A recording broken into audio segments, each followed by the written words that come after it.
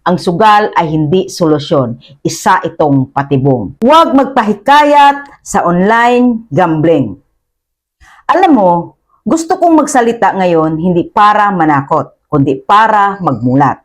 Hindi lahat ng trending sa social media ay dapat tularan. Hindi lahat ng pinopromote ng content creators ay para sa ikabubuti mo. Lalo na ang online gambling. Marami kang makikitang content creator ngayon na nagsasabing, easy money lang, pang extra income. Try mo lang, malay mo, manalo ka. Pero ang hindi nila sinasabi, maraming buhay ang nasisira sa sugal. Hindi nila pinapakita ang taong nauubos ang ipon, nasisira ang pamilya, nalubog sa utang at nawala ng dignidad. Bakit delikado ang online gambling? Ganito kasi yan. Sa umpisa, panalo. Pinapalasap sa'yo ang saya, pinapaniwala ka na kaya mo. Pero habang tumatagal, natatalo ka na at imbis na tumigil, mas lalo kang nahihila pabalik.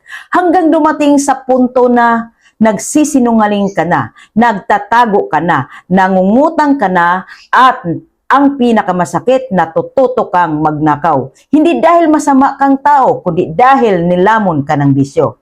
Kung ikaw ngayon ay may pinagdadaanan, pera, problema, stress, hindi solusyon ang sugal.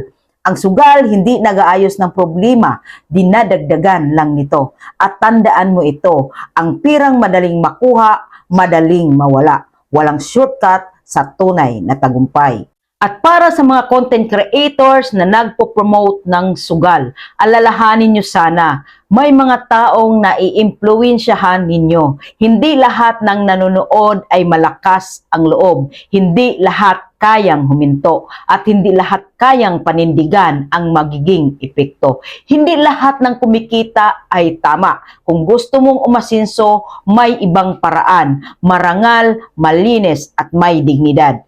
Piliin mo ang trabaho, diskarte at sipag, hindi ang bisyo. Kung may kakilala kang nalulong sa sugal, itulak mo palayo, huwag palalim. Share mo ang video na ito, hindi para manghusga, kundi para magmulat at magligtas. Tandaan mo, ang sugal ay hindi solusyon. Isa itong patibong. Sana nakatulong itong video sa inyo. Like, follow, and share.